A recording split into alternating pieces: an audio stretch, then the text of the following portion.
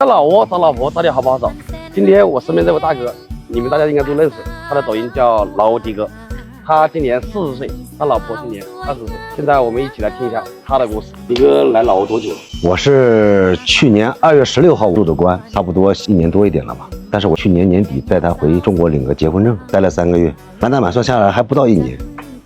当时是怎么来的老挝？当时算是我人生的低谷吧。前年我离婚了，结束了12年的这个婚姻，家里还有2个孩子，1儿1女。然后呢，虽然说夫妻2人感情这个咱就不说啊，毕竟维持了12年，多少有点心灰意冷的。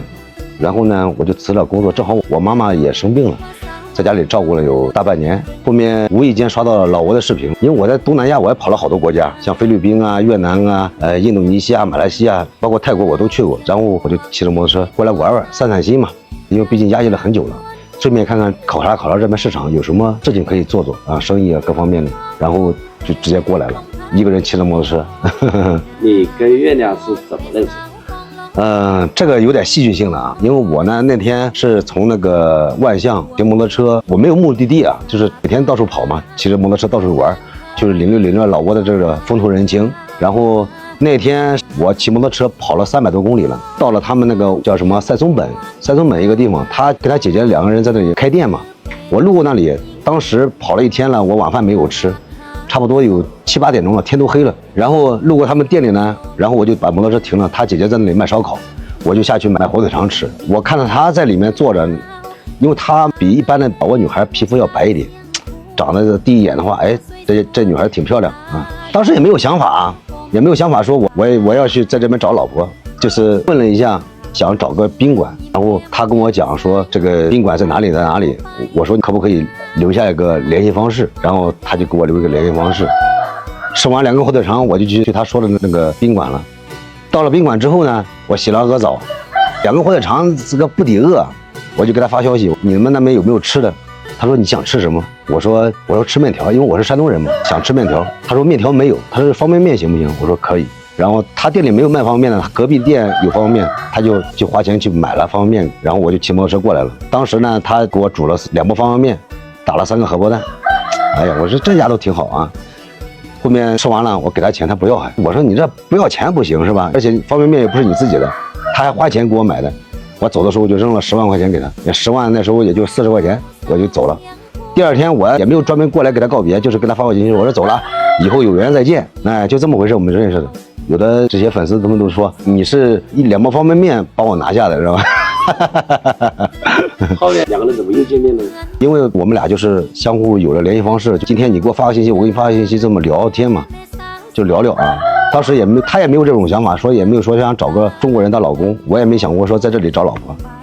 但是后面聊着聊着呢，男人嘛都喜欢撩骚，对不对？他说你有没有男朋友？说没有。我说那你看我行不行？他说行。当时我就愣住了，本人就是聊骚没想当真啊。然后他一这样整，给我整不会了。然后我就开始找借口了，我说我离过婚。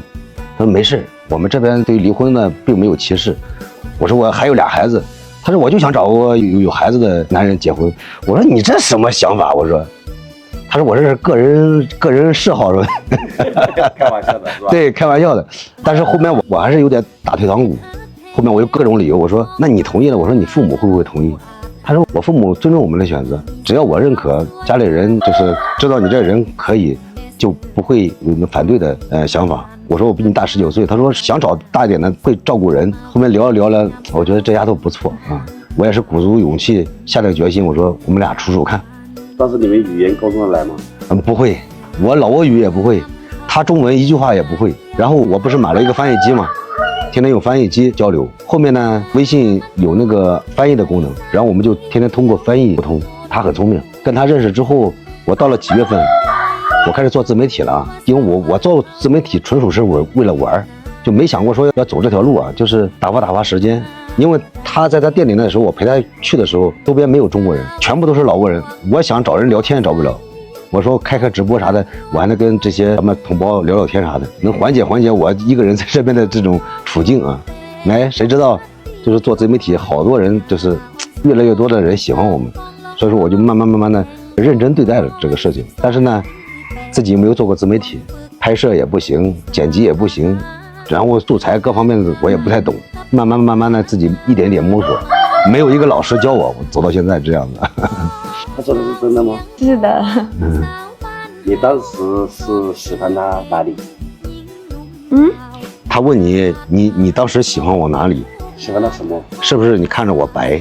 真的，其实他刚来那里我还没有那个看他这人怎么样，我卖东西对不对？他刚来，我一给他就一跑了，我知道他那个没有回来。然后呢，认识1个月吧，你说早上你不告诉我你睡我这里，哦，对不对？对，我是跟他认识1个月的纪念日那天，我偷偷的骑个摩托车过来找他来了。还没有说他来，然后呢，对，他来了，他不知道那个跑哪里了，打电话给我说。他来我这里迷路了，迷路了那时候，当时开心吗？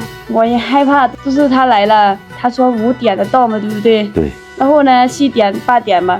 当时是这样子啊，因为我前一天晚上我决定过来看他，我说我们俩确定关系了，我就骑摩托车打算过来看他。然后还有一个浙江的一个哥们儿也说要一起跟我来，我俩呢就从万荣骑着摩托车，然后跟着导航走的。跑到人家山里面去了，又没有信号，又迷路了。后面花了20万，又找人向导，又去带我们跑了有30公里，又找了一条船。坐完船之后，又跑到山里面去，之后又摔车了。反正经历这个跋山涉水，真的是挺难的啊。后面我们第一件事情是到了他那个地方，赶紧找个宾馆，身上全是土啊，他的拖鞋都摔丢了。我那哥们儿，赶紧的换身衣服。我想呢，第一次算是正式的来找他，我就换了一身西装。穿个白衬衣，穿个皮鞋。他说那个衣服一样，那个老我那里结婚穿这样的。然后呢，我不知道他来了，我的那个穿那个衣服也不漂亮嘛。然后呢，带他那个去吃饭。我知道那个他是中国人，我那个点饭多一点，我知道我吃不了了，就是太多，对不对？有那个5个人吃吧。我点很多给他那个，我看他怎么样，在试探我。他故意点菜点的很多，他每一样菜点2份，知道吧？他点了一大桌，每一样菜都是点2份。他故意试探我说，看看我买不买单，看看我会不会介意。800个心眼子，你看。后面他买单没有？